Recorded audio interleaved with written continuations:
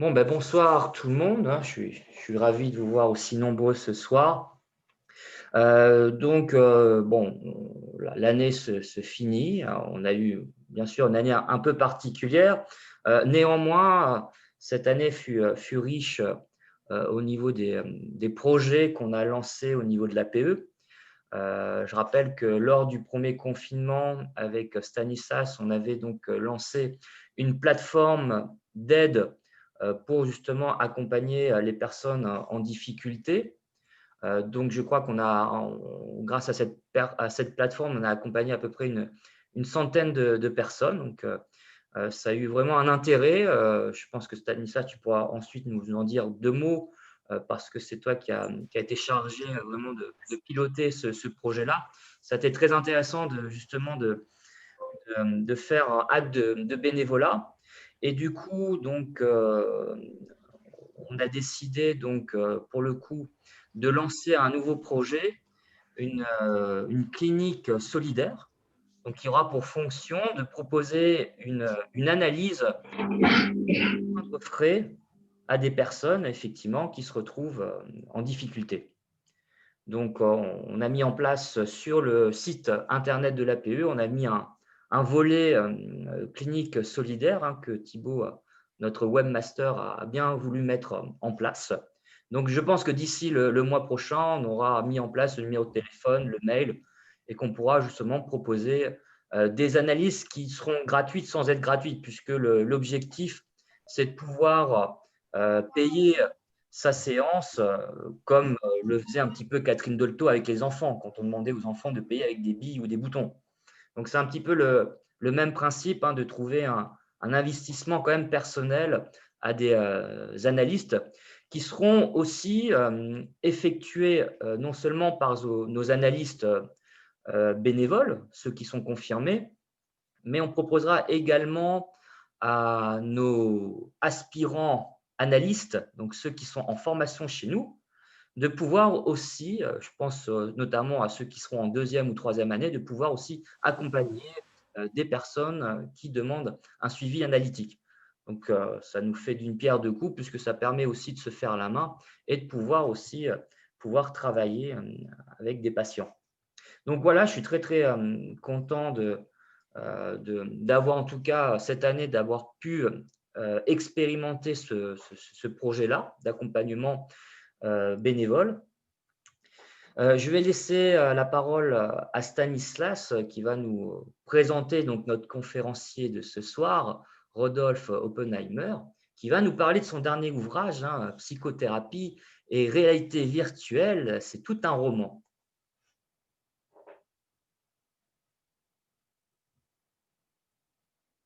Oui, bonsoir à tous. Donc, j'ai parcouru quand même relativement vite ton livre, Rodolphe, mais ce que j'ai trouvé très intéressant, c'est que c'est avant tout un guide grand public. C'est pas du tout hermétique, ça se lit très facilement. Et donc, on va appeler faut se mettre dans la tête que ça s'appelle TERV, cette technique, ou je ne sais pas si on dit TERV ou TERV. Donc, la thérapie par exposition à la réalité virtuelle. Donc, c'est la réalité augmentée. Donc, c'est pour tout public, mais c'est aussi pour les patients et pour les professionnels. Donc, pour faire succinct, Rodolphe va vous en parler beaucoup mieux que moi. C'est le tabac, les tocs, gérer les conflits, l'anxiété. Et ce qui est de très intéressant, donc c'est une nouvelle technique. J'ai même lu, j'ai été fouillé sur Internet par curiosité, que bientôt on va pouvoir même le faire chez soi à la maison avec des fichiers il y a des fichiers aussi dans le livre MP3 avec le son.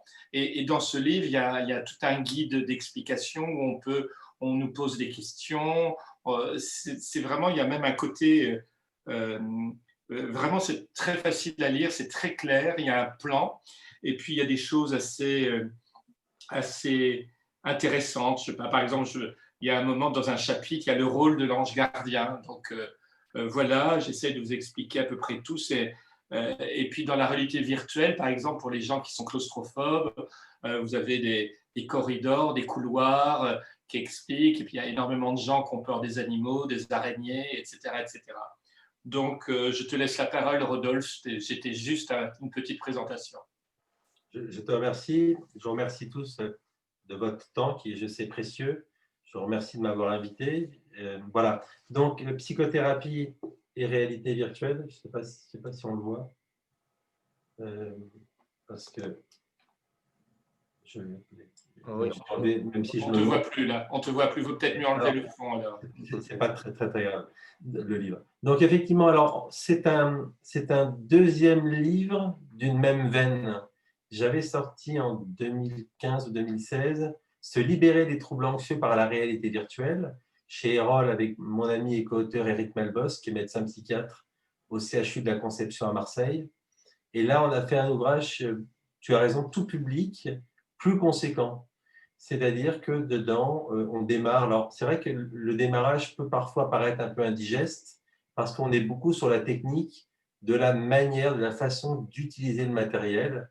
Cependant, comme ça s'adresse aussi à des professionnels, c'est vrai que l'idée, c'est de dire aux gens, dire aux professionnels, voilà, si vous voulez utiliser la réalité virtuelle, il y a tout dans le livre. Il fait mode d'emploi, mais de tout finalement, de la façon d'utiliser le cerveau, la façon d'utiliser les voix, la façon d'utiliser les méthodes, mais aussi finalement savoir quand même se servir de la technologie, ce livre parle beaucoup de technologie, mais dans l'intérêt du psychisme.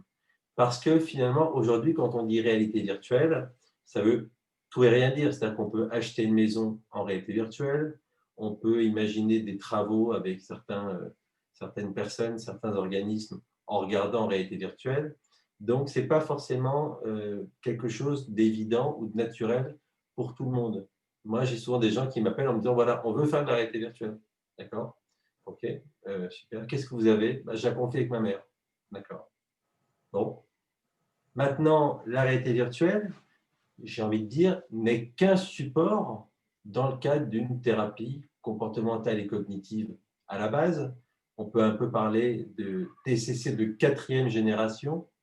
Si on s'accorde à dire que la première génération, à l'époque de Beck, étaient donc les thérapies comportementales. On a eu ensuite évidemment donc les thérapies cognitives. On a eu les thérapies d'acceptation, l'ACT. Puis maintenant, on a la TERV. Alors pour te répondre, effectivement, on peut l'appeler la TERV, la TERV, comme on veut. Ça reste l'acronyme des thérapies par la réalité virtuelle.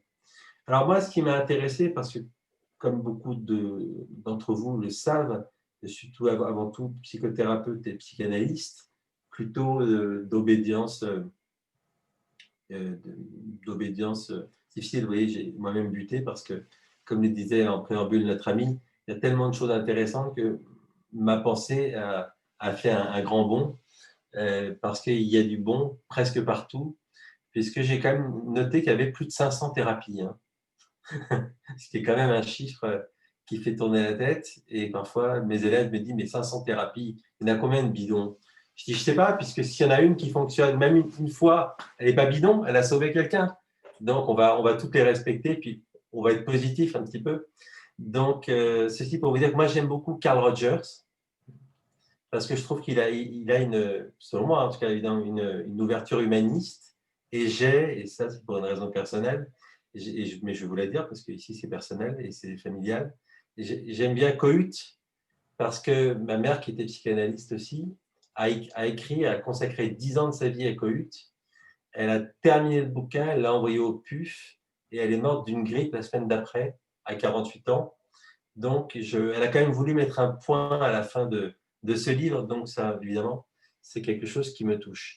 Maintenant, je pense que le temps se faisant, alors bien sûr, on a nos maîtres à penser, nos aspérités. Je crois qu'après, on est tous quelque part uniques et on n'est pas ni des perroquets, ni des porte-paroles uniquement de personnalités. Enfin, des gens le sont, pas vous, parce que c'est l'association la moins clanique du monde. Je pense aussi que ça se voit là quand on parle ensemble et qu'on prend nos patients au sérieux, mais je crois qu'on ne se prend pas au sérieux. Au bon sens du terme, on se respecte, mais je crois qu'on est toujours en ouverture. Alors, pour en revenir à la psychothérapie et la réalité virtuelle, aujourd'hui, la psychanalyse web 2.0, c'est vrai qu'elle se doit, non pas par devoir, mais parce qu'on a sans doute un autre public qui a 20 ans. On a, comme vous tous sans doute, hein, des gens qui veulent être guéris en une demi-heure, en une fois, pour tout. Et ils l'espèrent et puis on aimerait, mais moi, je ne sais pas faire, j'avoue. Alors, sans doute, d'autres savent le faire, je souhaite, mais moi, je ne sais pas le faire. Alors après, il y a beaucoup de gens qui peuvent, enfin moi, qui me demandent par exemple de l'hypnose, je pense que vous aussi, ou de l'EMDR, imaginant que ça pourrait être une certaine forme de pensée magique. Donc, encore une fois, tout ce qui marche, moi, je recommande tout ce qui marche.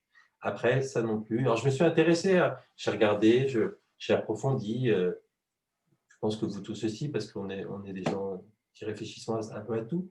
J'ai regardé bien sûr Erickson, après j'ai regardé Hellman. C'est amusant Hellman, parce que finalement, il est pas médecin, il n'est pas psychologue, il n'est pas psychothérapeute, mais il est prestidigitateur.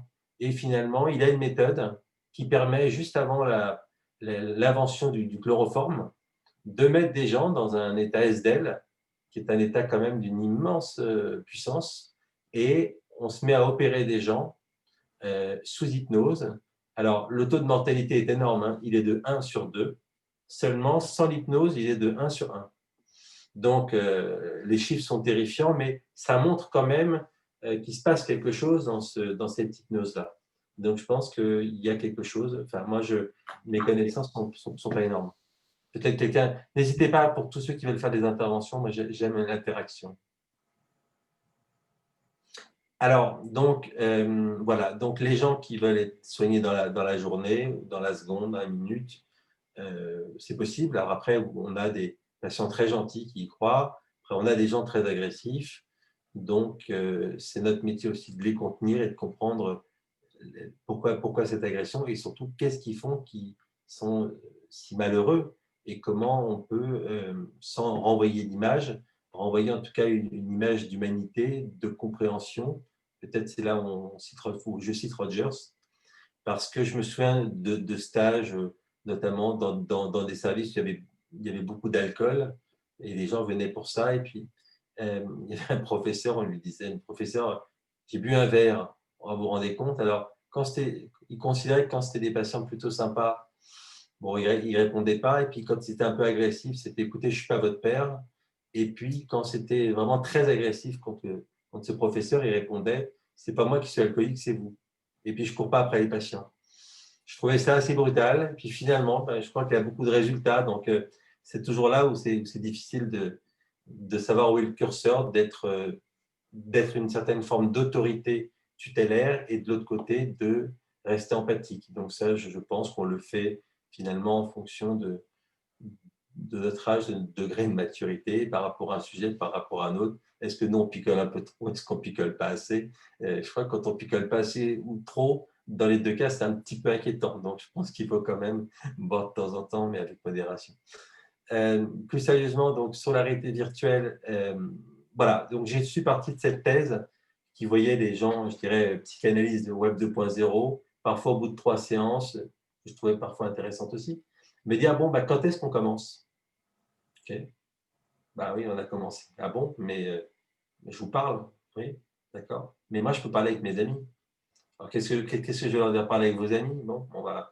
Donc, à un moment, je crois que les gens aujourd'hui ont besoin d'un support, comme on a besoin d'un doudou, comme finalement, il y a des gens qui dorment avec leur téléphone allumé, comme il y en a qui répondent sans s'en rendre compte, en oubliant que cette lumière bleue, qui est très jolie, et le soleil, c'est un rayon, enfin, c'est équivalent d'un rayon de soleil, et que finalement, c'est pour ça que les gens ne dorment pas aussi, parce qu'ils laissent ce portable dans la chambre et que finalement, il perd sa vocation, parce que bientôt, je pense que les téléphones continueront à évoluer, mais qu'on pourra bientôt plus téléphoner, tellement il y a de choses dessus.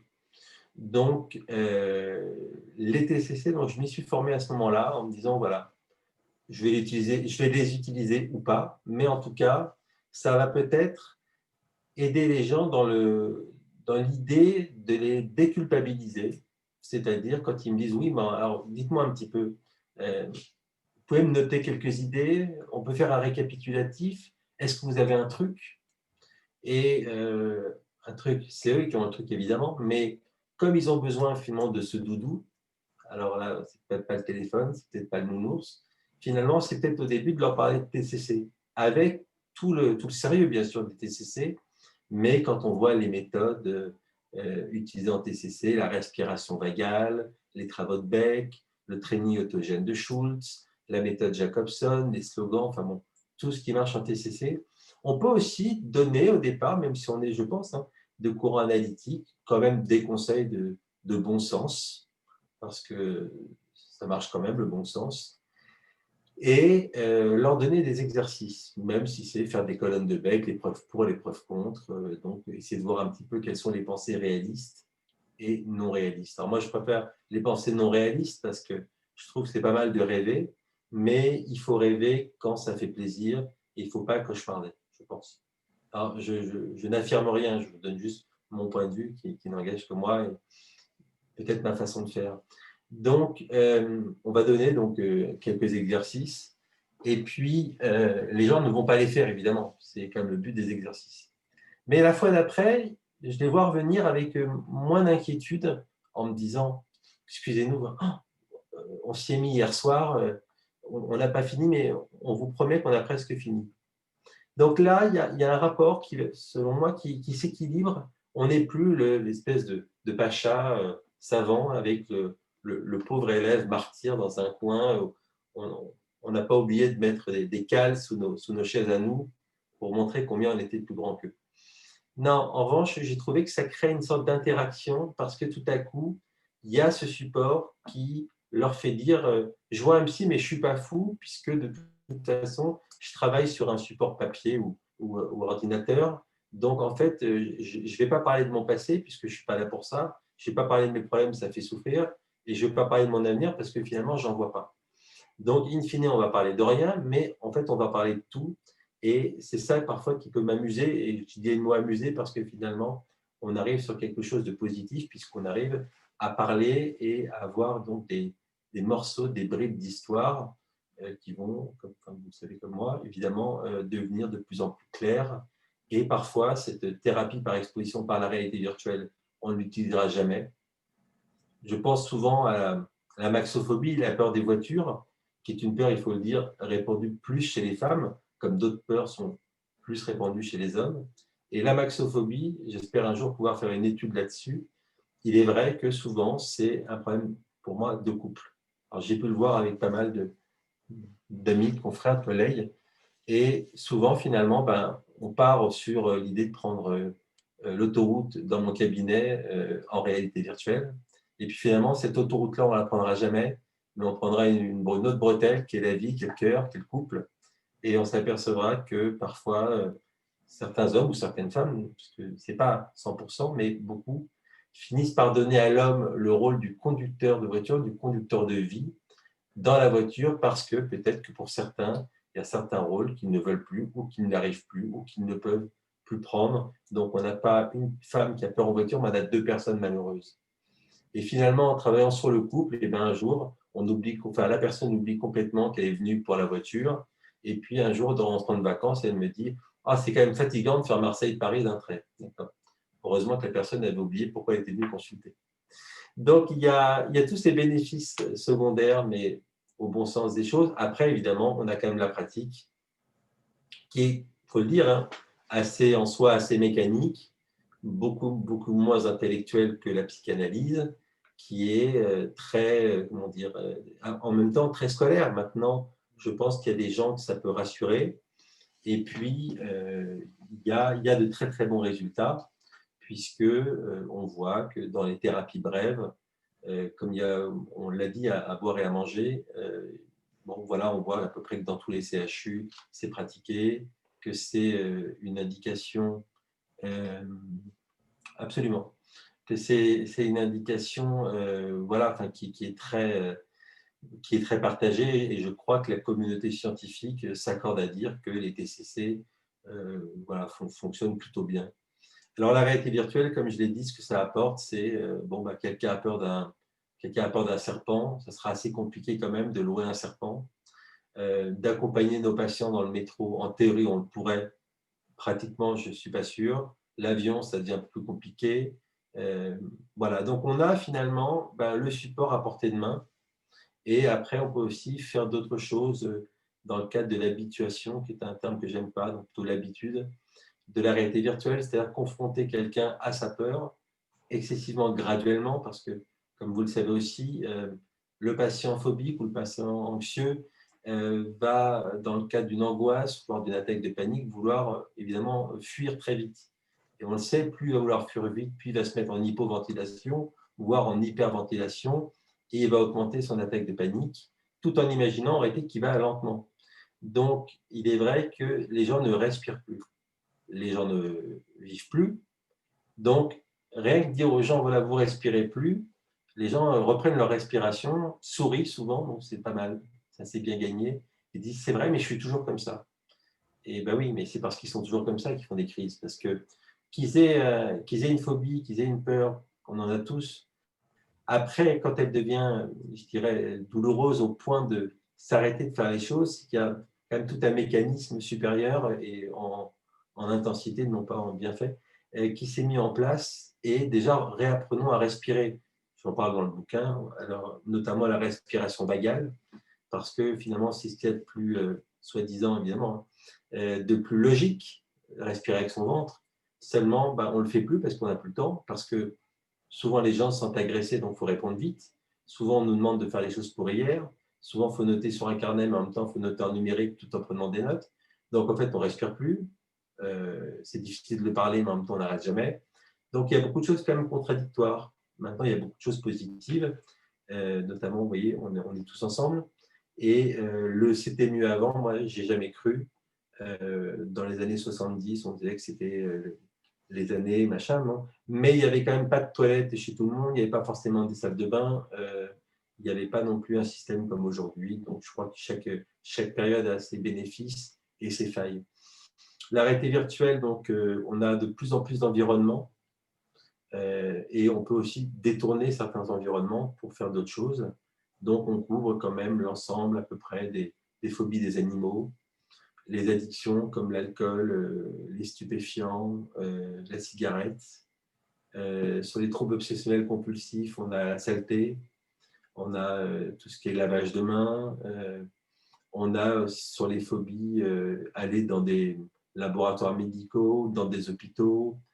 Pour l'acrophobie, la peur des hauteurs, on a des grands immeubles, on a des grues. Enfin, on a donc de plus en plus de choses grâce à des gens qui développent. Néanmoins, il n'y a pas un grand groupe qui est arrivé en disant, bon, toutes ces petites sociétés, je vais les révolutionner, je mets 40 personnes et dans 3 mois, on a tout. On voit quand même que ça reste un peu des sociétés familiales. Il y en a 4 à peu près, il y en a 2 qui sont un peu en train de fusionner. Donc, la réflexion que j'avais avec Eric Malbos, mon co-auteur, c'était, enfin, il se posait la question, pourquoi est-ce que pourquoi ça ne se développe pas plus et pourquoi il n'y a pas un gros groupe qui pourrait s'occuper de ça. Alors, les réponses, les idées que j'ai pu avoir n'étaient que des pistes. Parfois, c'est un peu complotiste. Alors, comme je ne suis pas du tout complotiste, et je ne sais pas pourquoi, moi-même, je suis phobique des complotistes. Et donc, si quelqu'un peut me soigner pour ça, je suis preneur. Mais voilà, donc ça c'est un peu ma limite. C'est mon angle mort. C'est les sortes de complots. On a tous sur Internet. Ce matin, j'entendais un message. Il faut mettre toutes ces assurances-vie, je ne sais pas où, parce que le gouvernement va nous bloquer, le gouvernement va nous voler. Bon, moi, j'ai juste répondu que pour le moment, s'ils nous confinaient, c'était peut-être éventuellement pour qu'on ne tombe pas malade. Mais là, c'est comme la religion, c'est comme la politique. Même si on est de la même confession et du même parti, on ne s'entend pas. Donc là, je m'arrête là-dessus. Donc la raison, je ne la connais pas. Il n'y en a peut-être pas. Il y en a parfois aussi, les bonnes ou les mauvaises idées tombent au même moment. Peu importe. J'ai été sceptique sur la réalité virtuelle et j'en suis assez fier parce que quand on vient de Cora Analytique, qu'est-ce que c'est que cette horreur?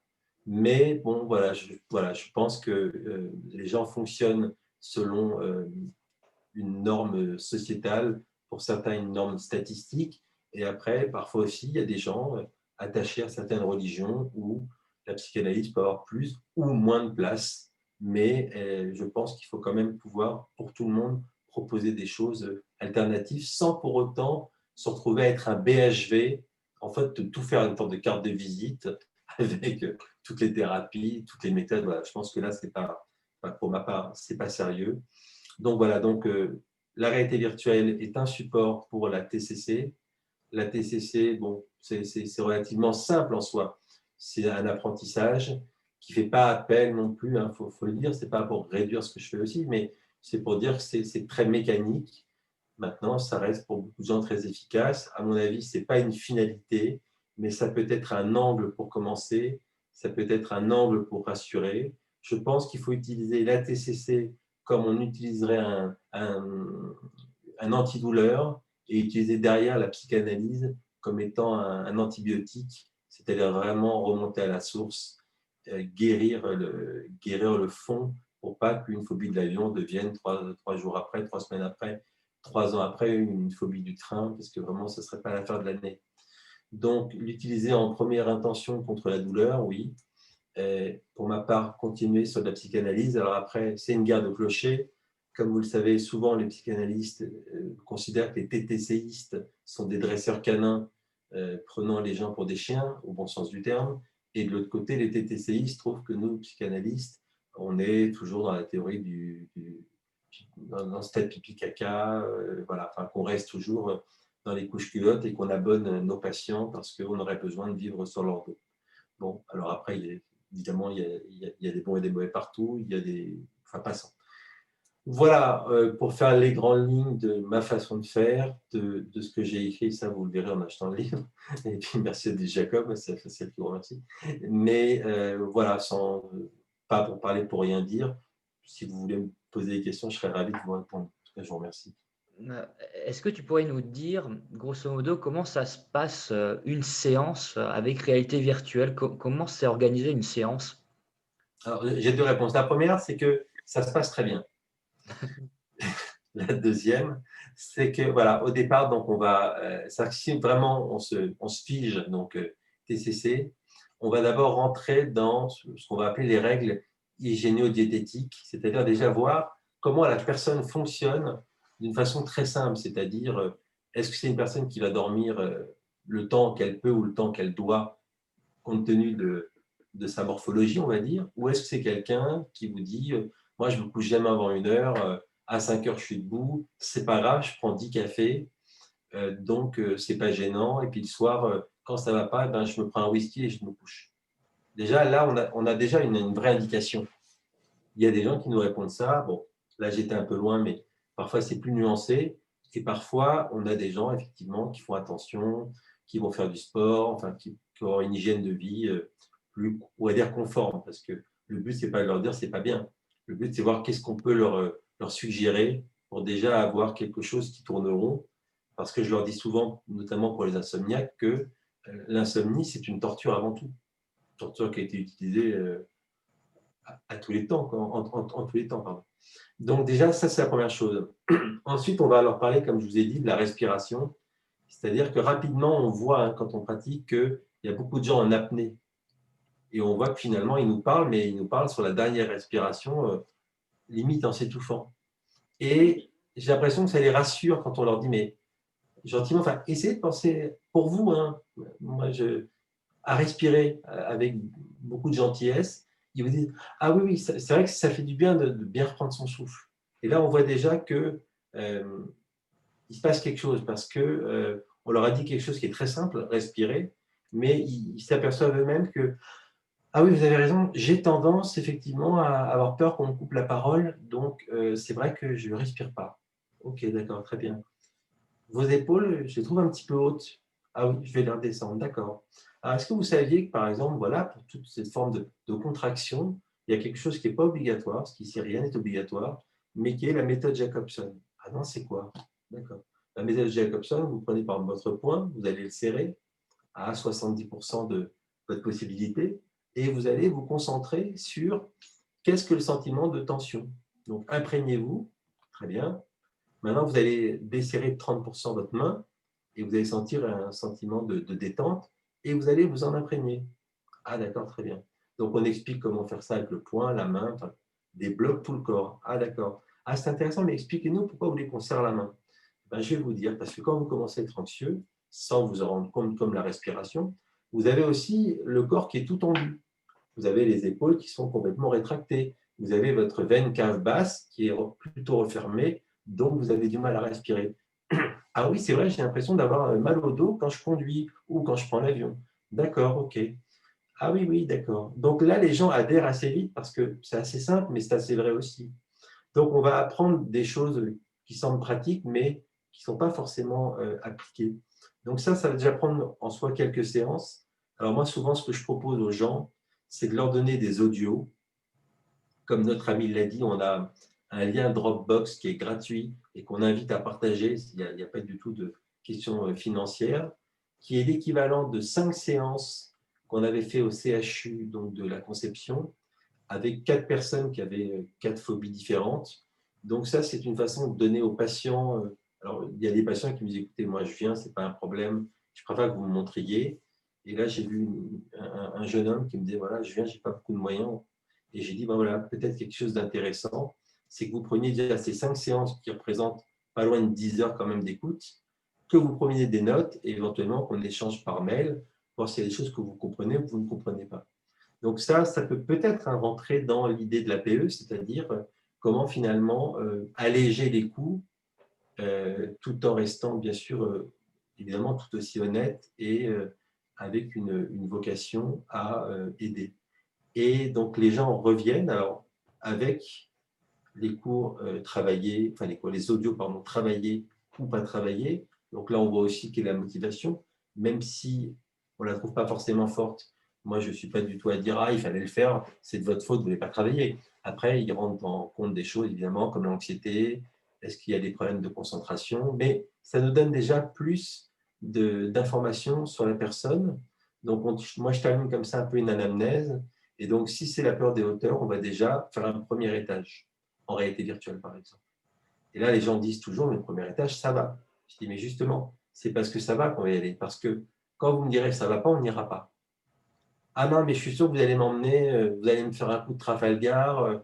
On me l'a déjà fait. Mes amis me disent que, alors je leur dis toujours, je suis persuadé que vos amis sont des gens sincères. Quand ils vous disent c'est pas dangereux, ils ont raison. Néanmoins, comme vous le vivez mal, il ne faut pas y aller. Il ne faut pas y aller parce que si vous sentez que vous ne pouvez pas y aller, qu'est-ce qui va se passer? Vous allez vous déclencher une crise d'angoisse, une crise de panique, et après, la peur d'avoir peur va à nouveau se remettre en place et vous ferez encore moins de choses. Donc, je préfère qu'on aille sur un pas de fourmi, mais qu'on avance. Donc, voilà un peu comment se passe peut-être pas que la première séance, mais des premières séances. D'accord. Et une séance avec le casque virtuel? C'est la même chose, c'est-à-dire que quand je vais emmener quelqu'un sur un premier étage, donc je t'emmène par exemple en bas d'un immeuble, il y a un ascenseur, je vais te dire, est-ce que tu te sens de prendre l'ascenseur? Oui. Donc je vais dire, on n'est pas obligé. Tu as combien de 0 à 10 d'anxiété? 0, tu n'as aucune anxiété. 10, tu serais sur une crise de panique. Ah, j'ai 4, mais ça va. Non. OK. 4, on va respirer, on va attendre.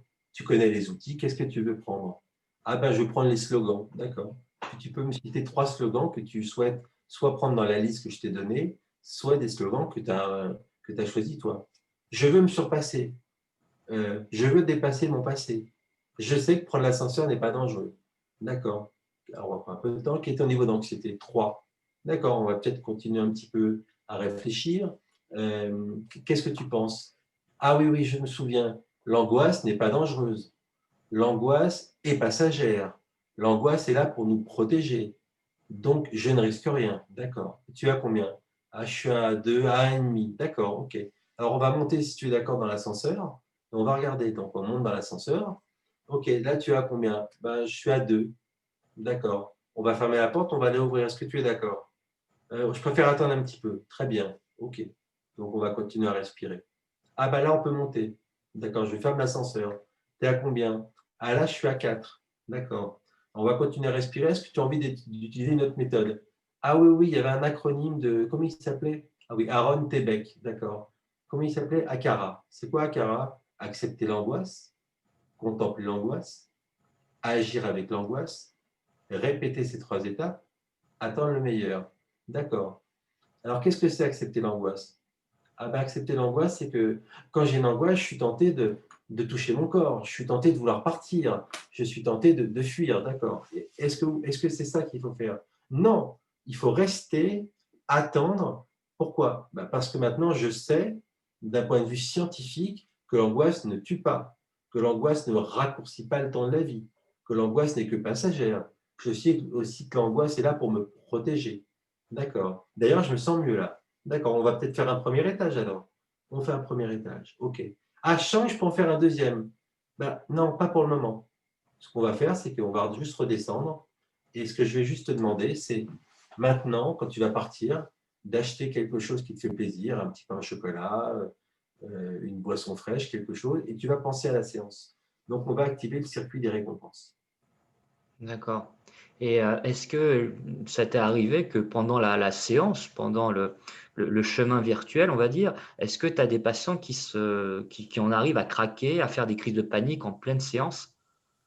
Alors, normalement, ça n'arrive pas parce que nous sommes extrêmement justement accrochés à l'idée, surtout de les ralentir parce que de bonne foi, ils veulent y aller vite, même pour nous faire plaisir. Donc, j'insiste vraiment sur ce principe de précaution. Mm. Alors, les gens le font toujours, mais vraiment, je freine et j'explique bien qu'au départ, la réalité virtuelle, dans ses bienfaits, c'est que la personne peut fermer les yeux et on peut lui enlever le casque. Alors, ça n'arrive jamais parce que la personne le sait. Mais c'est vrai que même accompagné dans un métro, quand une personne a une crise, ce serait quand même plus difficile d'arrêter le métro en plein milieu, de le porter. Voilà. Donc ça fait aussi partie, c'est une bonne question, des bienfaits de la réalité virtuelle. D'accord, parce que c'est vrai que dans la pratique analytique classique, il arrive souvent que sur le divan, le patient craque, se mette à pleurer. Donc souvent, effectivement, bon, d'ailleurs, généralement, on laisse passer, hein, on met le silence et puis on donne le fameux mouchoir. Donc c'est une image d'Épinal. Donc du coup, c'est vrai que j'ai l'impression, dans ce que tu dis, on est dans quelque chose qui est très actif finalement. On est dans une action qui est bienveillante et qui finalement ne laisse pas forcément, en tout cas qui permet de réfréner un petit peu les moments de panique, de crise, de lâcher prise. Donc on ne va pas forcément se mettre à pleurer comme quand on est sur le divan, que la parole est libre et qu'on commence à raconter son enfance et qu'on commence à pleurer. Tout à fait. C'est effectivement l'approche est différente puisque je pense que du fait que la personne soit très active, c'est-à-dire qu'elle doit avancer, se concentrer, elle va être dans le moment présent. Alors moi, ce qui peut m'intéresser, ça je le dis, c'est éventuellement s'il y a des pensées même qui n'ont rien à voir ou si l'ascenseur rappelle quelqu'un, que la personne n'est pas obligée mais peut tout me dire parce que moi, ça je vais le noter et après, quand on va passer sur l'aspect psycha, c'est des choses qui vont pouvoir me donner des indices. C'est intéressant. Autre chose, je pensais à Freud. On connaît peu de choses de sa pratique clinique. Il y a quelques témoignages, on n'a pas grand-chose fondamentalement, mais on a quelques anecdotes. Et on sait que Freud incitait aussi ses patients. Il lisait des poèmes, il racontait des passages de romans. Est-ce que finalement, ce n'est pas aussi une façon de rentrer aussi dans une réalité imaginaire, puisque la réalité virtuelle, ça part aussi du fait d'invoquer une réalité imaginaire, et que finalement, dans le fait d'entrer dans le jeu vidéo, de entrer dans un roman ou entrer dans un film, il y a quand même quelque chose qui est similaire. Est-ce qu'il y a un lien entre le fait d'entrer dans un poème, dans un univers imaginaire et de rentrer dans une réalité virtuelle? Est-ce que tu vois un lien, toi? Oui, oui, j'en vois même plusieurs, effectivement. C'est d'abord que de pouvoir prendre un ascenseur quand c'est une phobie qui est, par exemple, obsessionnelle, c'est-à-dire je rêve toutes les nuits que j'arrive à ne pas monter à pied 15 étages, 20 étages. Une fois qu'on a dépassé un hypothétique bénéfice secondaire à dire mais c'est excellent pour le cœur, je monte à pied pour le cardio. Enfin, si c'est vrai, tant mieux, mais si ce n'est pas vrai, c'est plus triste. Et puis, à force d'éviter l'ascenseur, après, on évite le piéton, puis après, on évite tout, puis on ne sort plus. Alors, d'abord, donc c'est vrai. Et ensuite, c'est d'autant plus vrai qu'on a aussi des modules de relaxation et qui sont très agréables parce que ça peut être une plage avec le bruit de la mer, parce que ça peut être la montagne, parce que ça peut être que des choses un peu paradisiaques, mais qui s'inscrivent très bien dans le schéma cognitif et qui permettent à des gens finalement de prendre 40-45 minutes dans la semaine que pour eux, sans téléphone, sans ennui, sans pression, enfin minimum. Et finalement, on s'aperçoit que même ce temps-là, parfois, et beaucoup ne le prennent pas parce qu'ils n'ont même plus le temps de déjeuner, parce qu'ils n'ont plus le temps de se coucher, parce que, en tout cas à Paris ou dans les grandes villes, hein, sans doute aussi ailleurs, mais on vit quand même à un rythme qui n'est peut-être pas forcément fait pour l'être humain. Mm. Donc, finalement, il y a de la poésie dans la réalité virtuelle, donc il y a vraiment quelque chose de poétique. J'en profite pour faire un petit clin d'œil à notre président d'honneur, Jean-Luc Maxence, qui est psychanalyste jungien, mais aussi connu pour être un de nos poètes français. Donc, on a la chance de l'avoir comme président d'honneur et il représente aussi la poésie française, et l'APE a aussi à cœur de militer aussi pour la poésie française, en tout cas aussi pour la culture, parce qu'en ce moment, en France, on est en plein débat pour préserver et défendre notre culture. Et je crois que c'est vraiment aussi important de rappeler que la psychanalyse a toujours eu à cœur, en tout cas, de s'intéresser et de protéger la culture. Peut-être des questions parmi nos amis. Oui, Oui, Marc. oui. Désolé de ne pas savoir, mais TCC, ça veut dire quoi? Thérapie comportementale et Pas les cognitive. cognitifs. Ah, c'est ça, oui. Je vais trouver le premier C, mais pas le deuxième. Merci. Merci, Marc. J'avais une petite question par rapport au protocole que vous nous avez décrit. Ça peut ressembler pour beaucoup à des techniques hypnotiques ou de sophrologie, de visualisation, Oui. là Ouais. qui est tout à fait particulière avec le casque, donc qui va simuler encore plus les sens et renforcer l'effet de visualisation ou d'exposition en quelque sorte. Est-ce que c'est lié? Est-ce que c'est différent? Est-ce que ça peut être mélangé avec une technique hypnotique ou sophrologique pour une plus grande efficacité? Vous avez cité le training autogène qui n'en est pas loin non plus. Est-ce qu'il y a des connexions avec ça ou alors est-ce que c'est vraiment des protocoles très différents? Alors, si on se met sur la réalité virtuelle uniquement, c'est-à-dire au moment de l'exposition, moi en tout cas, je ne vais pas utiliser d'hypnose, mais en revanche, en amont, en faisant, et je ne sais pas si on se voit, comme vous voulez, comme tu veux, effectivement, en faisant le training autogène de Schultz, on n'est pas loin, on peut être dans un état de conscience modifié, qui est bien l'hypnose. Néanmoins, voilà, c'est une possibilité qui peut être donnée dans ces fameux exercices. J'ai cité Schultz, j'ai cité Jacobson, j'ai cité ACARA, donc, qui est un acronyme qu'utilisait Aaron Tebeck. Mais effectivement, moi j'aime bien, comme je l'ai dit en amont, l'hypnose hellmanienne, parce que parfois ça peut s'avérer plus rapide, mais alors il n'y aura pas certaines choses nécessaires quand même en hypnose, comme les fusibles, le saupoudrage. Disons que je pense que s'il fallait faire une séance avec tout, il faudrait vraiment très longtemps maintenant. Je pense que tout est envisagé et rien n'est à écarter. D'accord, donc en fait, le saupoudrage, le fusible, qui sont j'allais dire des garde-fous en hypnose, peuvent aussi être utilisés. Là, ce qu'on utilise, ça peut être de la suggestion en réalité virtuelle, en quelque sorte. Oui, C'est alors une suggestion contrôlée, en quelque sorte. Tout à fait, parce que l'image en elle-même est une suggestion, puisque, ça tombe évidemment sous le sens que ça reste une image. Et d'ailleurs, parfois, on nous dit oui, tout ça, c'est des images, c'est pas vrai. En vrai, je vais avoir peur. Et souvent, je vais prendre l'analogie des pilotes d'avions de chasse de l'armée, puisque les pilotes d'avions de chasse ont une obligation très régulière, si ce n'est pas quotidienne, de s'entraîner dans un simulateur, ce qui est la même chose d'ailleurs pour les compagnies aériennes. Et on se doute bien que les pilotes sont bien conscients qu'ils ne sont pas en guerre dans un simulateur. Néanmoins, le cerveau interprète de la même façon, que ce soit en virtuel ou en réel. Alors, Stéphane Debona a une question.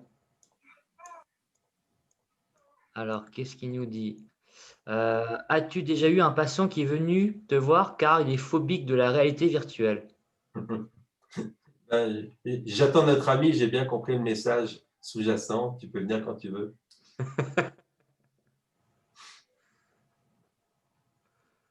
Alors, qu'est-ce que le saupoudrage, nous demande Valérie? Le saupoudrage, ça fait partie de la mise en place en hypnose pour permettre justement ce passage dans l'état de conscience modifié, de pouvoir alterner pas mal de choses. Alors moi, je ne suis pas du tout un grand hypnothérapeute. Je crois qu'il y a des gens beaucoup plus forts que moi là-dessus. Mais c'est en tout cas dans les choses que je pourrais conseiller à mettre en place au moment des fusibles, enfin en amont du plateau de l'hypnose.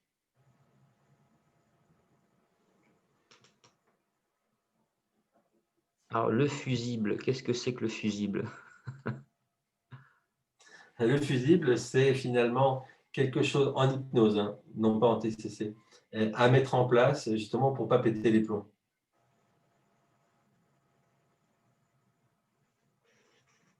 Ah.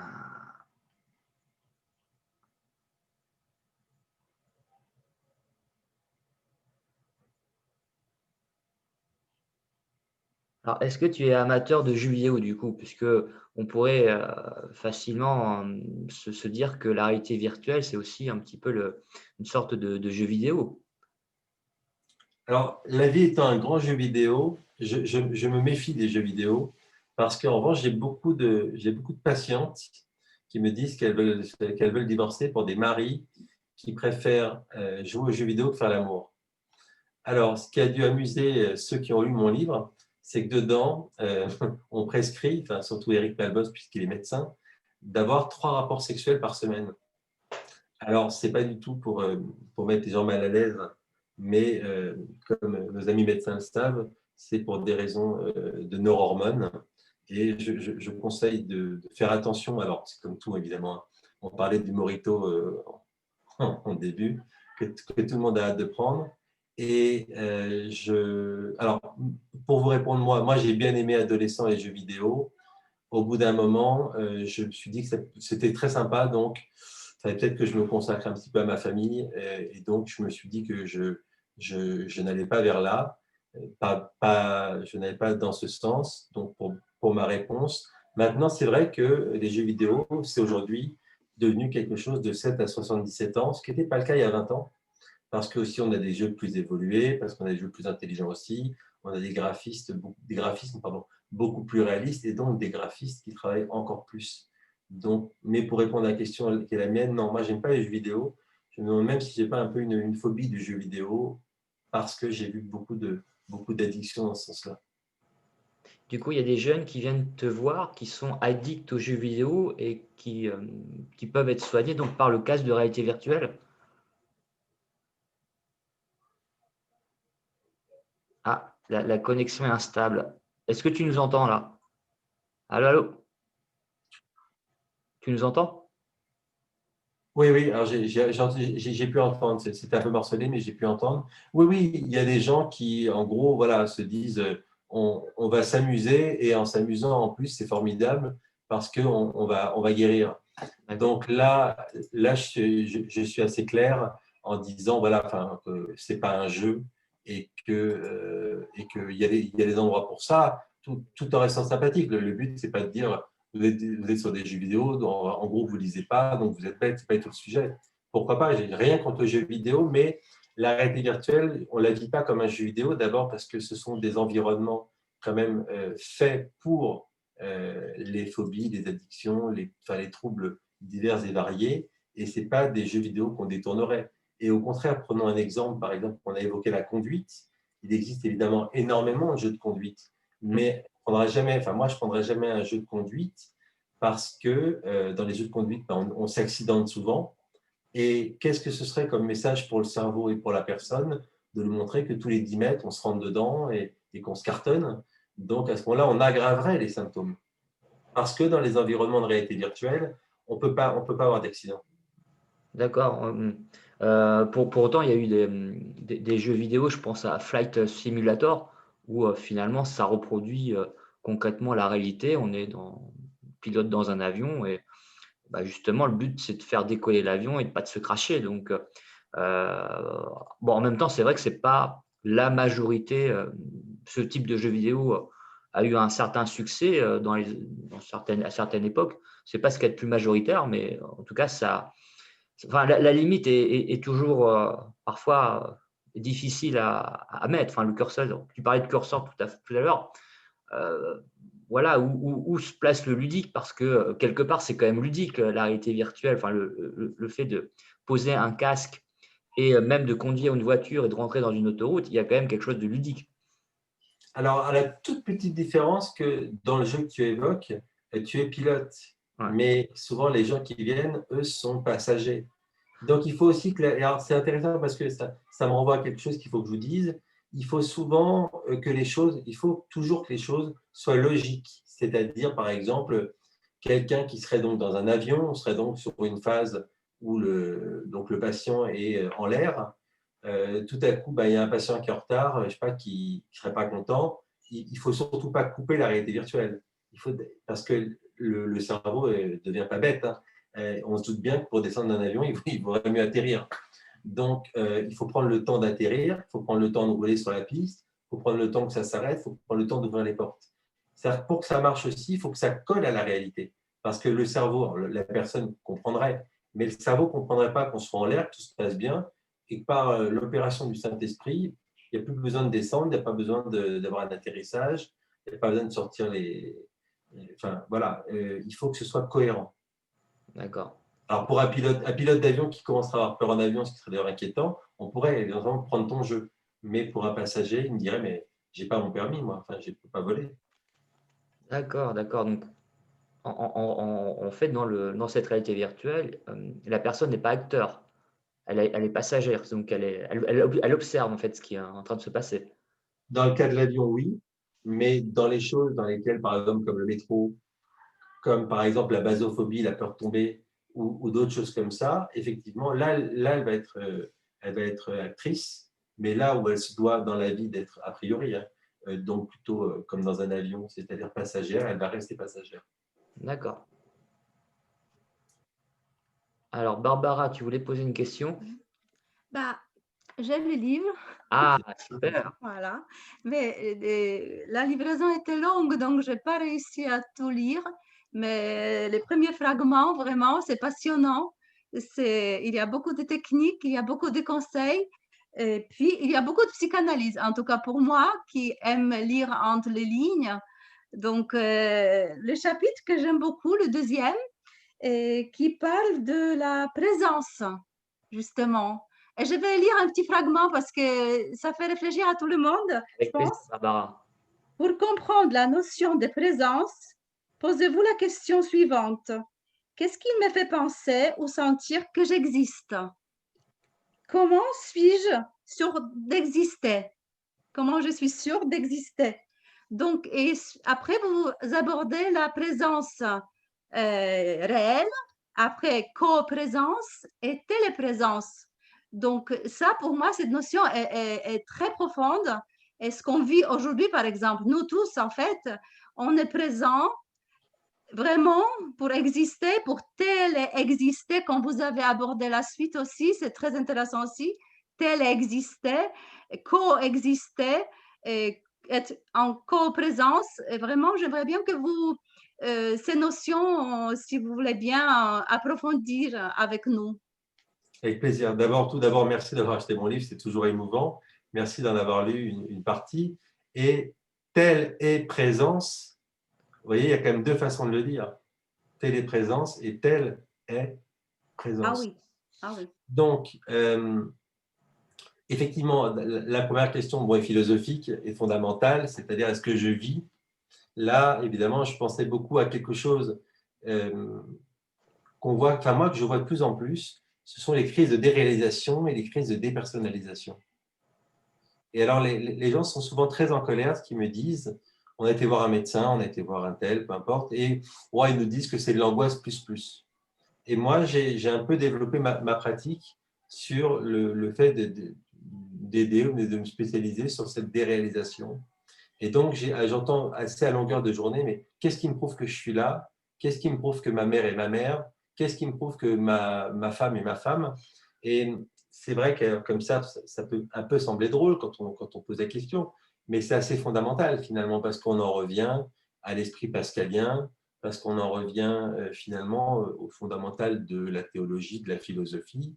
Et alors après, donc, l'idée, c'est une fois qu'on se projette dans un avion, à quel point on est vraiment dans un avion, à quel point on ne l'est pas. Parce qu'à partir du moment où on y pense, quelque part, on y est. À partir du moment où on se refuse, même en étant dans un réel avion, qu'on se dit non, non, je vais m'imaginer que je suis sur Terre ou je vais regarder un film, je vais fortement me concentrer sur le film pour oublier que je suis dans un avion, on peut évidemment imaginer qu'on n'y est plus vraiment ou qu'on y a été ou qu'on y sera.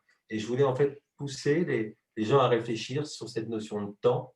Et là, on revient au TCC plutôt de troisième génération, c'est-à-dire d'acceptation où, dans le cas de crise, on demande aux gens de citer un certain nombre d'objets qu'ils voient pour finalement leur montrer qu'ils sont bien ancrés dans le présent et qui ne sont pas dans ces films que sont finalement le passé, qu'on peut se repasser à longueur de temps, mais qui sont déjà dépassés, et qu'ils ne sont pas dans ce futur qui, lorsqu'ils sont anxieux, voient toujours de façon négative en disant « Ah oui, mais demain, il va y avoir ça. Ah oui, oui, mais demain, je vais rencontrer tel problème. Ah oui, mais demain… » Bon, à part le tirage du loto, je crois que maintenant, c'est à peu près tous les jours, quand les gens sont sur l'avenir, soit il y a des grandes idées de réussite, et c'est tant mieux, mais c'est quand même souvent parfois de la procrastination à dire « Ah oui, mais s'il m'arrive ça, ah oui, oui, mais s'il m'arrive ça, comment je fais, comment je fais, comment je fais ?»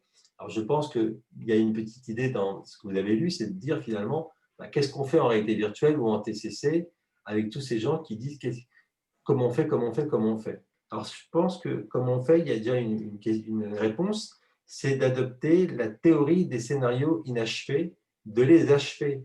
Parce que souvent, les gens disent « Ah oui, mais dans un mois, je dois prendre l'avion. » Ah ben, j'arrête de penser à ça parce que demain, je dîne avec un beau garçon ou avec une jolie fille. Et après, j'ai un peu mal au cœur parce que c'est vrai que dans 30 jours, je prends l'avion.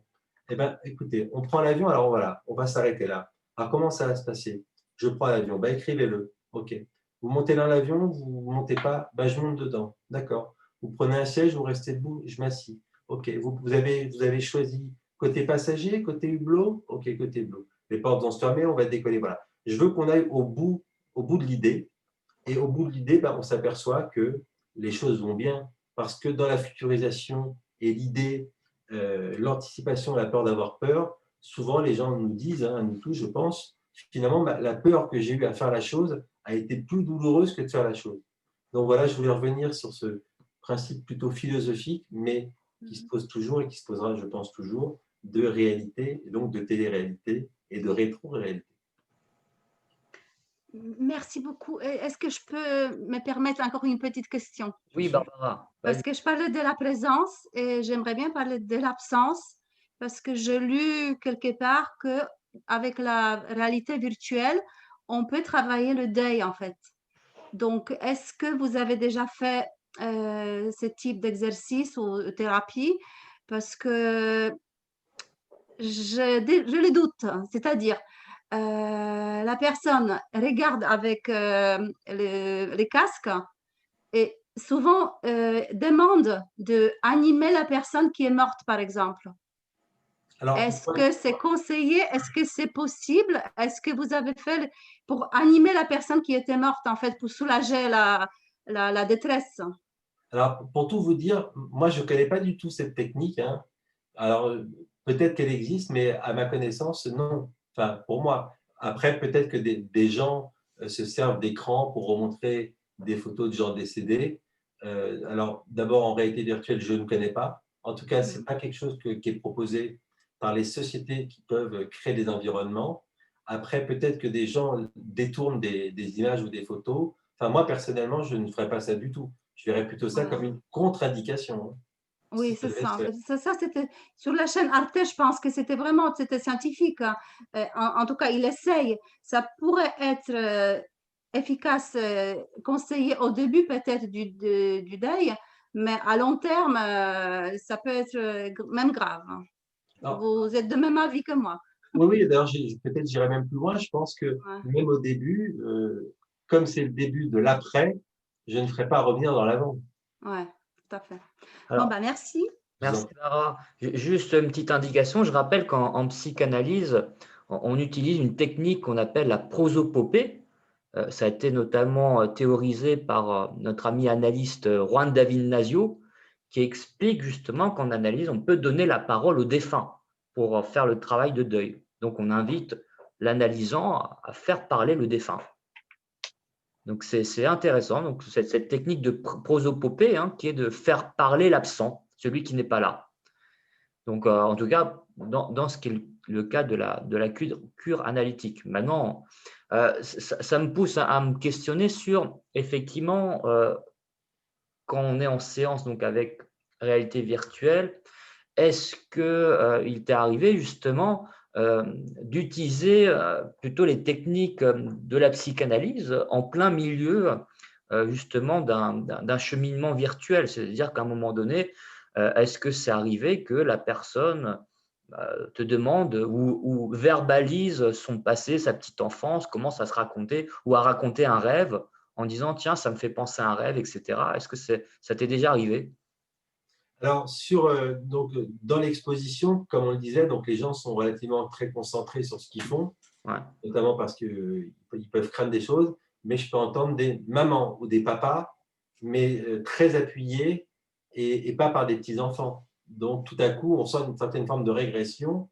Et là, effectivement, si j'ai entre guillemets, la chance d'avoir ça, parce que je pense que c'est un moteur, je vais tout de suite rebondir sur qu'est-ce que vous direz à votre maman maintenant, Ouais. ou qu'est-ce qu'elle vous a dit. Et là, effectivement, à la limite, peu importe l'environnement, si je peux accrocher à ce moment-là un papa, un maman ou un prénom, tout de suite, il y a quand même quelque chose de très fort, à mon sens, à exploiter tout de suite. Ah, donc oui, ça ouvre des perspectives aussi pour justement utiliser cet outil aussi pour quelque part, en tout cas, mettre en exergue certaines techniques analytiques. Tout à fait. D'autres questions? Est-ce que Alain a une question?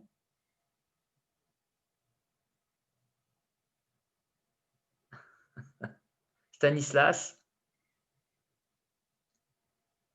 On t'entend pas, Stanislas. Ghislaine a une question, regarde. Ah, alors, j'ai pas vu. Et peut-être que Oui. je vois une... Voilà. Bonsoir, alors c'est très intéressant. Je ne connaissais pas, ça paraît magique. Enfin, magique par rapport aux résultats apparemment qu'on peut avoir. Concrètement, par exemple, une peur, enfin bon, voilà, je me suis endormie en volant une fois sur une route express. Depuis, je ne veux plus conduire sur autoroute. Je sais que c'est parce que j'ai peur de m'endormir au volant, parce que je me suis endormie au volant et j'ai failli avoir un accident très grave. Et depuis, je ne sais pas, il y a une dizaine d'années, et depuis, je ne conduis plus sur autoroute. Si je le fais, j'ai une crise d'angoisse qui arrive, les mains moites, etc. Il faut que je sorte de l'autoroute. Mais parce que c'est dû à un événement déclencheur, en fait. Parce qu'il y a eu c'est vraiment un endormissement, et là, avec un camion en face, enfin bon. Est-ce que, donc dans la réalité virtuelle, ça voudrait dire que je prends l'autoroute, je vois que je ne m'endorme pas pendant la séance, et à la fin de la séance, j'ai mon pain au chocolat, et le cerveau va se dire, ah bah c'est bien, tu ne t'es pas endormi, et du coup, tu reprends confiance. Quelle méchante caricature. Non, mais j'essaie de comprendre. Quelle méchante caricature. D'abord, Non, moi, non, c'est pas méchant. Si c'est comme ça que ça marche, c'est génial. non, alors d'abord, comme vous le savez sans doute, les gens qui ont des phobies de la voiture, c'est rarement en réalité suite à un accident. Parce que l'accident, ils le comprennent. Vous avez pris l'exemple de s'endormir. Si quelqu'un s'endort, il sait précisément pourquoi il a eu un accident. Parce qu'il s'est endormi. Donc, quelque part, la personne se dit, voilà, soit je ne conduis plus parce que je suis narcoleptique et je m'endors, soit ben, je vais arrêter de faire n'importe quoi parce que finalement, on ne s'endort pas pour rien. Et je ne sais pas si vous étiez là au moment où j'ai parlé des règles hygiéno-diététiques, c'est-à-dire je ne prends pas la route si je suis fatigué. Voilà pourquoi on commence par des choses qui peuvent sembler basiques, mais vous voyez, comme vous le disiez, qui évite quand même de s'endormir au volant, ce qui est à peu près le plus dangereux et qui, juste après l'alcool, fait le plus de décès et d'accidents sur les routes. D'accord. Donc, par contre, si quelqu'un donc, a l'habitude de boire et de ne pas rentrer dans le cadre de ces règles hygiéniques, dans ce cas-là, tu lui déconseilles de faire la pratique avec réalité virtuelle? Alors, si la personne me dit, et ça il y en a, hein, Ouais. voilà, qu'ils boivent et qu'ils s'en fichent, non pas de la loi, bon, font ce qu'ils veulent, mais de se mettre en danger, de mettre les autres en danger et qui continueront, là, moi, je ne suis pas juge, mais je juge me concernant que je ne serai pas le bon thérapeute pour aider quelqu'un et essayer de mieux conduire dans un état d'ébriété non pas par rapport à la loi, parce que même si je la respecte, et j'invite plutôt les gens à la respecter, mais ça ne me regarde pas, mais parce qu'on ne va pas conditionner un danger public pour lui et pour les autres. Ouais.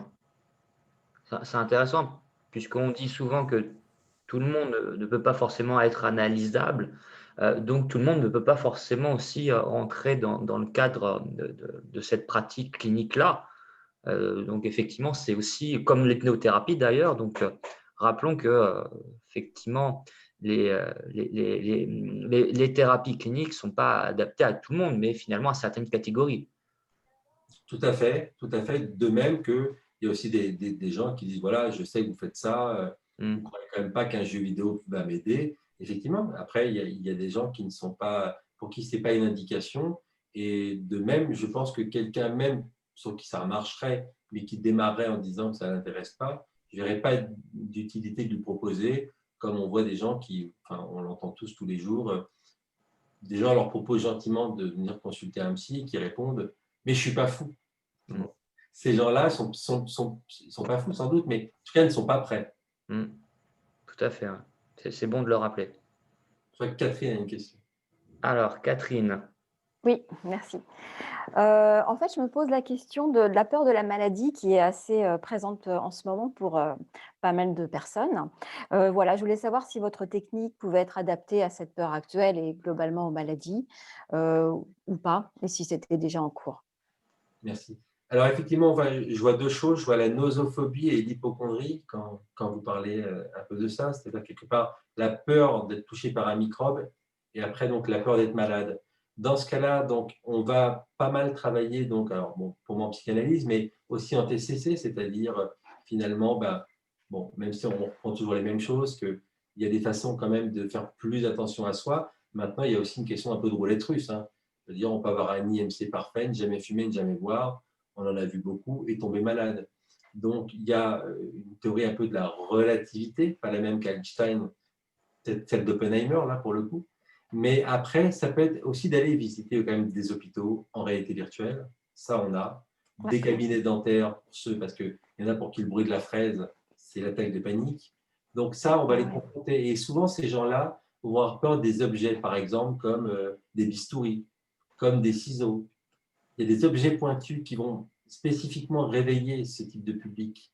Et à ce moment-là, on va les mettre donc dans des salles opératoires et on va les laisser dans ces salles respirer, voire leur tenir la main s'il faut, les accompagner jusqu'à que l'anxiété baisse de plus en plus et qu'à un moment, on explique que finalement, les hôpitaux ne sont pas des mouroirs, mais sont des lieux où justement on va chercher à être soigné et quand même de mieux en mieux, malgré les critiques sans cesse. Enfin, on a des gens géniaux quand même.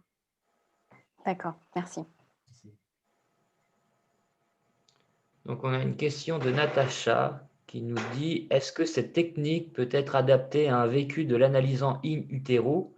Exemple, une maman enceinte qui aurait un accident de voiture et le bébé vient adulte en consultation avec la peur de la voiture. » Oui, alors à ce moment-là, il y a deux façons. Soit on prend un verset ou un temps analytique, donc on évoque l'avant, parce que je pense que pour nous tous, la vie commence avant. Et après, on peut faire aussi de la pratique, comme s'il y avait eu ou pas eu, c'est-à-dire petit à petit, on montre la voiture, on fait monter la personne dedans, on ne la démarre pas. D'abord, que la personne soit à zéro d'angoisse à l'intérieur de la voiture. Petit à petit, on va mettre le moteur, mais on va attendre aussi. Petit à petit, on va enclencher la marche arrière ou la première, mais on ne va pas pour autant démarrer. Et de la même façon, très graduellement, excessivement graduellement, on va commencer à dépasser sa peur.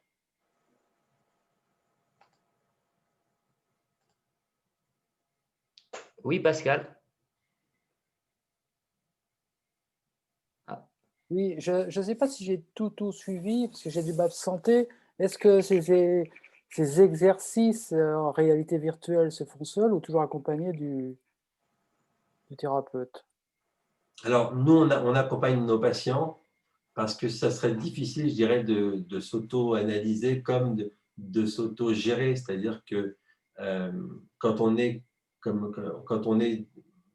a pris la voiture, les gens vont plutôt être tentés d'accélérer, alors que la thérapie consiste justement à y aller progressivement. Quand c'est par exemple, on n'arrive pas à prendre l'autoroute, on va d'abord prendre une porte de périph', peut-être pas un vendredi soir, peut-être pas la plus longue porte, mais plutôt la plus courte. Donc, on doit être là quelque part un peu à freiner nos patients qui vont être dans un enthousiasme positif, mais qui ne sera pas constructif au sens thérapeutique. Parce que j'ai cru comprendre que si on veut éviter un déplacement de la névrose, de la phobie vers une autre peur, le but du thérapeute, c'est de faire de l'analyse en même temps que de la réalité virtuelle pour justement entendre ce papa, maman, le prénom, la clé qui amènera à l'inconscient. Et le cas a été très intéressant, évoqué d'un bébé in utero qui aurait vécu un accident et qui, avec donc un trauma très très ancien, viendrait pourrir toute sa vie. Et sans accompagnement psy, on n'aurait que des déplacements comme on en voit pour d'autres types de névroses. Alors effectivement, j'entends ce que vous dites. Alors ça, évidemment, comme toujours, c'est une thèse. Hein. C'est-à-dire que les gens qui font que de la TCC vont dire que c'est faux, qu'il y a un symptôme et que les gens n'ont pas envie de passer 15 ans à revenir in utero et vont soigner le symptôme. Donc ça, on va dire que c'est effectivement ce qu'on pense à la PE parce qu'on est psychanalyste, parce que moi-même, j'y pense aussi. Alors c'est pour ça que moi, dans ma pratique, et un peu l'idée de cet ouvrage, c'est de dire, voilà, enfin, moi, je propose les deux, je fais les deux tous les jours. Et dans le cas que vous citez, c'est vrai que j'aurais plus tendance à ce moment-là à passer peut-être plus de temps sur justement cette naissance, cet accident, cette prénaissance. Et après, une fois que la personne aura vraiment accouché pour de vrai, sans ce trauma-là, peut-être commencer à imaginer une conduite accompagnée au début, un peu comme à 16 ans, et après le laisser prendre son envol avec plaisir et avec l'idée des bienfaits de la voiture, et que finalement, s'il est toujours en vie, c'est peut-être que la voiture a pu aussi le sauver, et le cas échéant, sauver évidemment sa mère et qu'elle ne soit pas restée dans l'accident. Après, si sa mère est restée dans l'accident, on arrive sur un phénomène de deuil, on va évidemment soigner autrement, mais effectivement, pour ma part, je soignerai évidemment en premier ce qui est le plus ancien et ce qui est traumatique. Et après, s'il y a un accompagnement à avoir par rapport à une peur qui resterait de la voiture, je ferai ça en deuxième intention. Merci. Est-ce que cette méthode fonctionne sur les traumas complexes, exemple les viols, les traumatismes de guerre? Alors, on peut avoir une aide intéressante par la relaxation, la visualisation, par des environnements, je dirais, gays, puisque là évidemment, on ne parle pas d'occurrence spécialement gay, mais à proprement dit, on ne va pas revenir, par exemple, sur des scènes de viol, on ne va pas rebouger des choses comme ça. On peut éventuellement, par exemple, avoir des scènes qui se passent la nuit, par exemple dans des rues, et marcher très doucement, et quand il y a du monde, respirer, expliquer aussi que voilà, il y a quand même aussi des façons d'appeler au secours. Malheureusement, évidemment, on ne souhaite pas que ça arrive, mais qu'on ne puisse pas généraliser que chaque sortie est un viol. Donc là aussi, c'est sortir, accepter de ressortir dans le noir, faire quelques pas, re-rentrer, laisser baisser son niveau de stress, réfléchir aussi, parce que c'est pas parce que la vie n'est pas que viol qu'il serait, une bonne idée d'aller dans un terrain vague de nuit, tout seul, pour un homme comme pour une femme d'ailleurs. C'est-à-dire qu'il faut bien se dire qu'on ne veut pas que faire sortir des gens d'une angoisse ou d'une phobie, parce que parfois, il y a aussi des angoisses qui sont justifiées. Par exemple, pardon, dans les gens qui ont peur de l'avion, quand les gens guérissent, après, souvent, ils deviennent excessifs. Moi, j'en ai qui me disent, voilà, on va à tel endroit, on a trouvé une compagnie sur un tel continent. Moi, j'ai un producteur de films qui ne prenait pas l'avion. Bon, il s'est mis à le prendre. Et après, il me disait, oui, enfin, moi, je vais faire des économies. Et à la fin, il prenait des compagnies noires, des compagnies interdites de survol, je dirais, de l'Europe, au prétexte qu'ils se sentaient invincibles. Donc, il faut faire attention parce qu'il ne faut pas non plus après que la personne se mette en danger parce qu'on l'aurait sorti de quelque chose. Il faut quand même bien estimer le danger. Il y a quand même des… là, on prenait l'ascenseur. Moi, je dis aux gens, d'abord, ça peut vous rassurer. Regardez quand est-ce que l'ascenseur a été vérifié.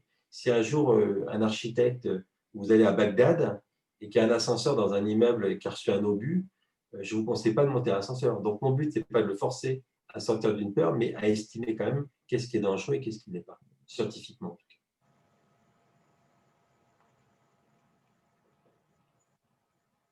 Oui, Catherine.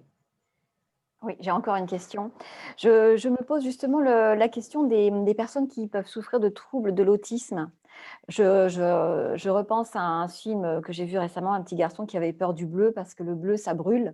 Donc, il avait même peur d'un casque bleu de moto de son père.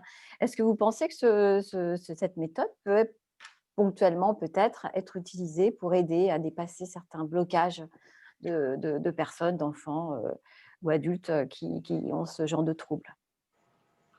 Je pense que pour reprendre votre cas, donc que ce soit en réalité virtuelle ou en réalité, peut-être que l'exposition très graduelle, de très très loin, c'est-à-dire peut-être éventuellement de poser un morceau de papier un tout petit peu bleu au fond de la pièce et de demander le niveau d'anxiété. Alors, s'il y en a un, on va le faire baisser. Si on n'a pas, éventuellement se rapprocher en réel, mais en virtuel ou en réel, l'un ou l'autre.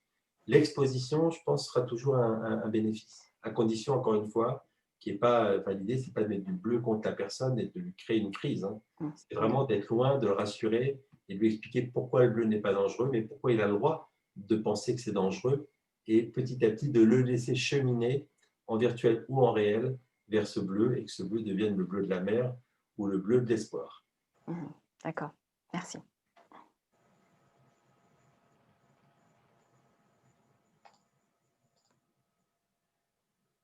Oui, Céline. Bonsoir, juste pour savoir dans l'idée, est-ce qu'il n'y a pas enfin moi ce que ça me renvoie, une idée de mentaliser quelque chose et vous faites un transfert vers le visualiser, c'est-à-dire on va quitter son mental qui a été en mode d'angoisse et grâce au casque vous allez transférer vers du visuel. Est-ce qu'il n'y a pas une espèce de transfert comme on peut avoir finalement en psychanalyse? Alors, le transfert en psychanalyse, moi, je le vois plus comme, si vous voulez, le transfert sur une personne, que ce soit voir son thérapeute comme un frère, comme un ami, comme un père, Mais là, on est face à des environnements. Donc, je vois mal, mais pourquoi pas quel type de transfert sur un environnement réellement on pourrait faire? Donc, il n'y a pas de personnage dans une réalité virtuelle. C'est vrai qu'on aurait peut-être pensé qu'on puisse rencontrer des personnages. Alors, il y a ce qu'on appelle des avatars, Ouais. mais c'est vrai qu'on ne peut pas les confondre avec nous pour le moment. Maintenant, c'est une question qui pourra peut-être un jour se poser dans l'avenir, parce que ce sont là des suggestions que j'ai faites, notamment pour les phobies sociales, où, à mon sens, mais là, je me ferai comment dire, je me ferai contredire, mais tant mieux, parce que c'est comme ça qu'on avance. Je trouve que ce n'est pas encore assez au point pour les phobies sociales. Pourquoi? Parce qu'on peut être dans un amphithéâtre, parce qu'on peut être devant des élèves perturbés, des élèves calmes. Bon, ça fonctionne un petit peu, mais pas du tout autant que, à mon sens, ça peut le faire. Notamment, par exemple, si on pouvait, comme on a parlé des jeux vidéo, il y a des jeux vidéo en ligne où les gens se retrouvent sur leurs jeux vidéo. Je pense que ça serait amusant de se faire rencontrer des personnes réelles à distance, mais que ce soit des personnes avec qui il y a une vraie interaction, comme nous avons ce soir. Là, ce serait effectivement, à mon sens, plus intéressant, plausible, d'avoir des êtres humains peut-être qui souffriraient de la même chose, ou alors qu'il y ait un jour une plateforme finalement des phobies, des troubles, tout ce qu'on veut, et que chacun donnerait justement un peu de son temps, c'est-à-dire que la personne qui sera en addiction prendrait quand même 5 minutes pour parler avec quelqu'un qui aurait une phobie sociale. Celui qui a une phobie sociale prendrait du temps éventuellement pour écouter le récit d'une personne qui aurait une addiction. Et là, effectivement, il pourrait avoir des phénomènes de transfert, amoureux ou pas amoureux. C'est une sorte de groupe de parole dans la réalité virtuelle.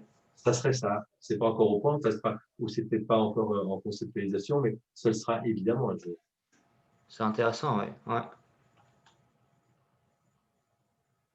Alors, bon, si vous avez plus de questions, écoutez, en tout cas, Merci, hein, merci Rodolphe, c'était vraiment passionnant. Peut-être que voilà, ça va donner certaines idées à certains. Est-ce qu'il existe par hasard une formation ou est-ce qu'on peut se former à cette technique? Alors, la formation, moi, j'en dispense une dans une école qui s'appelle l'EFPP e-learning. C'est D'accord. une formation de TCC que je fais sur 1 an, donc en e-learning le jeudi. D'accord, super. Donc, j'invite ceux que ça intéresse à te contacter directement, hein, et puis effectivement, en tout cas, merci à tout le monde. Je vous souhaite bien sûr de joyeuses fêtes de fin d'année. Hein, en tout cas, voilà, on a hâte d'arriver, en tout cas, d'entamer une année qui, j'espère, en tout cas, nous annoncera de bonnes nouvelles concernant vous savez quoi. En tout cas, merci beaucoup. Je vous souhaite vraiment une agréable soirée et je vous dis à très très vite. Allez, au Alors, revoir tout le monde. Si je peux faire une dernière Merci. réponse, il y a une personne qui a posé la question du matériel. Ah, Alors, je m'excuse, hein, je ne voulais pas couper ta conclusion, mais je ne peux pas créer de frustration non plus. C'était l'idée, voilà. Alors, le matériel peut se louer, hein, dans plusieurs sociétés, notamment C2Care. Hein, je ne suis ni associé ni en moindre contact avec qui que ce soit. Donc, ils installent le matériel, on peut être formé au matériel. C'est relativement léger, hein, c'est un PC, un casque, mais on loue les environnements, alors que outre-Atlantique, il faut les acheter. Ce sont quand même des prix assez délirants, enfin, je trouve, outre-Atlantique, alors qu'en France, c'est vraiment, c'est light en tout cas, si on a une utilisation quotidienne. super. Sinon toutes les marques sont dans le livre. Vraiment, il y a les détails. Tout est dedans. Les marques, les conseils, tout est dedans, vraiment. C'est très complet ce livre. Je fais une petite pub parce que j'aime beaucoup. Super. Donc, n'oubliez pas d'acheter le livre, surtout. Allez, bonne soirée tout le monde. Bonne soirée. Bonne soirée. Bonne soirée, au revoir. Merci.